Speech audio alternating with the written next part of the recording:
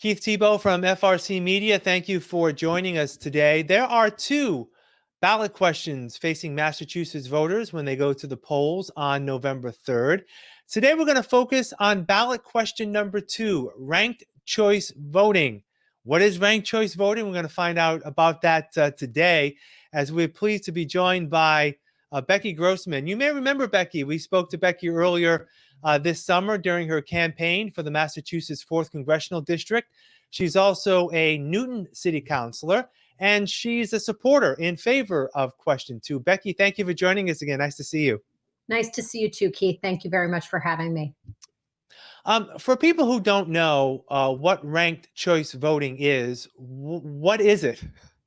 So essentially what ranked choice voting is a simple way to give voters an opportunity to express their preferences with respect to all of the candidates that are before them. So if you think about a race like the congressional primary that I was just in, where voters had 9 choices, rather than just filling in the bubble for one choice, you would rank as many candidates as you liked from first place to 9th place.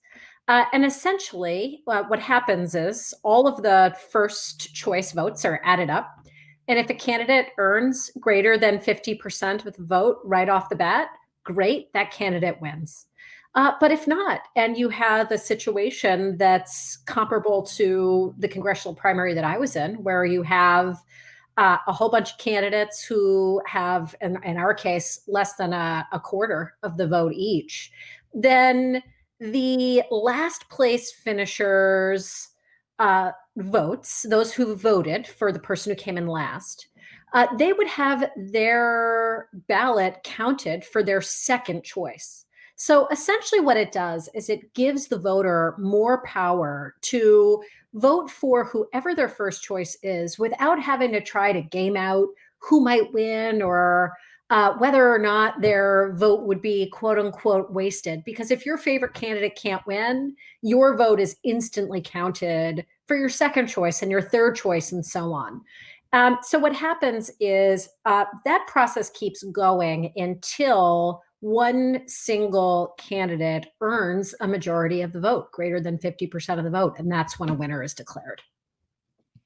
And it's important to note that ranked choice voting, if this were to be voted on by the voters of Massachusetts, would only be in effect for a number of races, right? State races, statewide races, Right. also some county races, congressional races, would not be for any local races. That would have to be determined if that would be the case within a local municipality. And it's also important to note that it would have to include races where there are more than 2 candidates, correct? Well, I think by definition, yes. I mean, it's if you're going to be able to have your choices eliminated and reapportioned, then by nature, I think there've got to be at least 3 candidates on there for that process to make sense. Now, how did this ballot initiative come about? How did it gain momentum? From what I understand, I believe there's only one other state, and that is the state of Maine, that has sort of a statewide ranked choice voting mechanism. How did it come about here in Massachusetts, and how did it, I guess, gain enough support to be put on the ballot?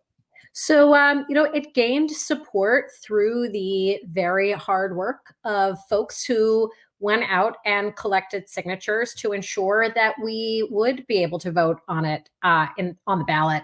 There has been various legislation on the state level that has been considered along the lines of ranked choice voting.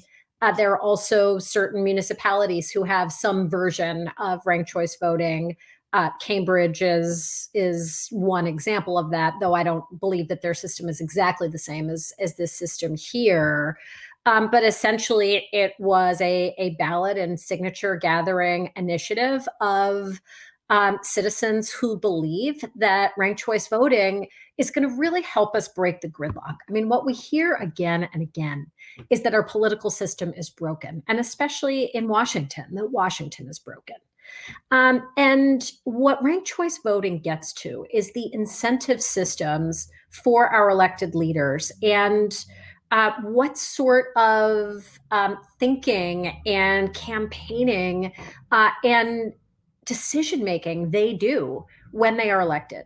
And I'll give you an example. I mean, if you think about a congressional primary like the one I was in, where somebody could win with 23% of the vote, that incentivizes candidates to be thinking about certain factions or certain portions of the electorate that they can appeal to get to that number. Whereas if we're in a ranked choice voting system, a candidate is looking to earn broad support and broad appeal across the electorate. So it means that rather than really catering to any kind of particular or special interest, candidates are really focusing on what's in the best interest of the electorate at large, which is really what we want them to do. And when we think about our elected leaders in Washington as a prime example, and how they're incentivized to behave, what we want them to do is to behave in the way that best represents and is in the best interest of the people at large in their district. And that's essentially why so much support has come out around this initiative, and why it earned the support it needed to make it to a ballot question.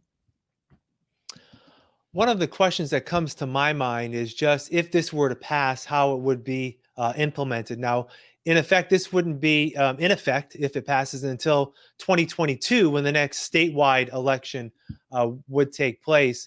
I'm just envisioning a lot of potential confusion on the part of voters to say, what do you mean I can vote for more than one? And the ranking system. What is the answer to that question in terms of making sure that voters, if this were to pass, are able to handle this type of system and understand it? Well, I think ranked choice voting is simple, fair, and easy. On the ballot, you can vote for just one candidate, like you always have, or you have the option to rank your first choice, your second choice, your third choice, and as few or as many choices as you want within the electorate.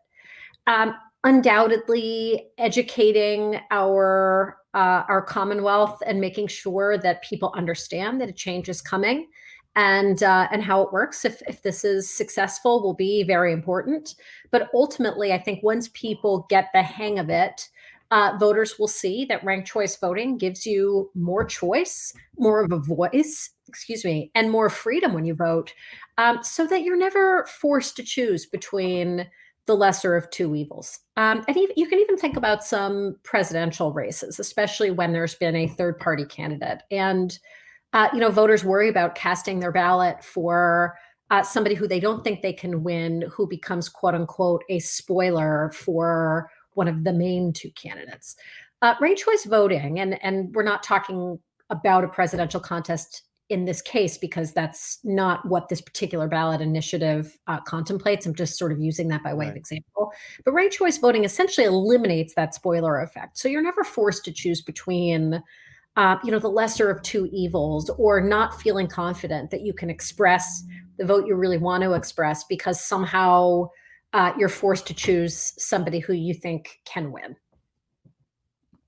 One of the things that has been commonplace in Massachusetts and other states is that a lot of our statewide, our local state reps and senators, a lot of times they run unopposed. For an example, in Fall River, we have 3 state representatives that represent Fall River, and one senator, Senator Michael Rodrigues, and 3 of those 4 individuals were running unopposed.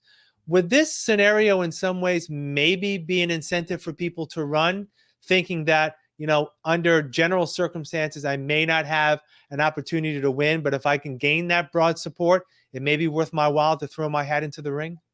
Absolutely. And I think it also would have the effect of encouraging people to run, because they're not afraid that they're somehow going to take votes away from somebody who they would want to win if they can't win. And the race that I was in is a really good example. I mean, it's interesting to see how the winner of our race won with less than 25% of the vote. You also saw how over 60% of the electorate expressed a vote for a female candidate. You saw how a really large percentage of voters expressed a preference for very progressive candidates. And you can imagine a scenario where voters could express, one, two, three, four, or more choices where those preferences and what the voter really wants to convey about their choices is more accurately reflected in the result. So that encourages people to throw their hat in the ring and to stay in the race who otherwise are afraid that they're somehow taking votes away from somebody else who can win. And I think it would make our government more representative of the diversity of Massachusetts across all ages, races, and genders. It can help us come back together instead of dividing us, and also really takes power out of the hands of special interests and money in politics, because somebody who isn't that well known, who can really appeal, particularly in a grassroots campaign, voter to voter, can do quite well. And even if that person isn't someone's first choice, they may be their second or third choice, and have a real chance, for success and to move the conversation in an election. There are a number of states that look to deal with the manner of not one candidate not getting 50% plus one vote in an election. They have a runoff where there'll be an election, and then if a candidate does not receive the majority of the votes, if there's more than two candidates, then the top two candidates will have a runoff. Why not pursue that type of an approach instead of ranked choice voting? That appears by some people that it'd be more of a normal way to vote, where, yeah, you're going back to the polls, but you're voting for one individual in each case. Well, you can think of ranked choice voting almost like an instant runoff type of a scenario. But the benefit of it is we only have to have the election once. So, in terms of the expensive elections, because it does take a lot of money and resources in setting up our election process, in hiring poll workers, in the processing of those results, as well as in recount efforts, ranked choice voting allows that to happen all at once, and also to eliminate some of that sort of gaming, I think, that can happen in other situations. So if you do somehow have a runoff, you're still thinking about, who can win, who can make it into the top two, and that causes the voter to be really thinking more strategically about their vote. And what we want people to do is just to really be able to reflect their true preferences. So ranked choice voting ultimately has the effect that you're talking about, but it does so by ensuring that the people who are supported by the broadest majority of voters and the winner more accurately reflect the true will of the people, and doing so in an efficient and cost-effective way. Has there been any research done? And I guess Maine would be really the only place where you can actually do some sort of research in terms of how many people actually go through the process of ranking the candidates when they're voting. As you said, I can go to the voting place and still vote for only one candidate. Has there been any research that more than not voters will rank their candidates, or will they just go in looking to vote for that one candidate that they support? I couldn't tell you exactly about different numbers. I know you mentioned Maine, that in their first ranked choice voting Democratic primary, about 87% of all voters chose to rank multiple candidates, Okay. as did 86% of voters in San Francisco's ranked choice voting mayoral race. So, but in terms of uh, more comprehensive data across the country, I wouldn't want to speak beyond what I know. Sure. What I would say, though, that I think is important to note is that the research does point to a lot of satisfaction with the voters' experience and understanding of it, and feeling that their vote was simple and easy to cast. and that their preferences were more accurately captured in the course of the voting. And I guess in some aspects it would help voters, I guess, to if they would like to rank their candidates, to actually be proactive in finding out more about what the candidate's stances are. Sometimes you'll favor one candidate and you only follow one candidate, but if you partake in ranked choice voting, I would think you would need to find out a little bit more about each candidate so you can do it as accurately as possible. Well, I definitely think that that is a very important point. And, what it really means is that voters have an incentive not just to narrow in on one candidate, but to learn more about everybody, to learn about what their platform is, what they bring to the table. Likewise, it means that candidates have an incentive to seek out everybody and not just a particular portion of the electorate who they think will support them. One other really important thing to think about is how it changes dynamics among candidates. So no longer is it in a candidate's interest to be negatively attacking another candidate, but rather they're trying to appeal to another candidate's supporters to be their number 2 or number 3 choice.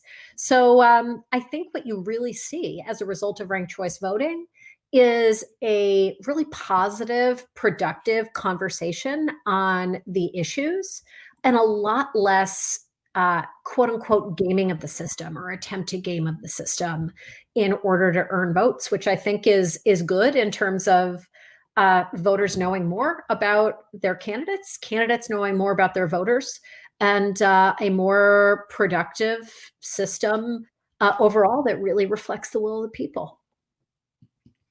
Becky Grossman, Newton City Councilor and former candidate for the Massachusetts 4th Congressional District, Democrat. Thank you for joining us today, and all the best on question 2. And we'll hopefully talk again soon. Thank you for joining us.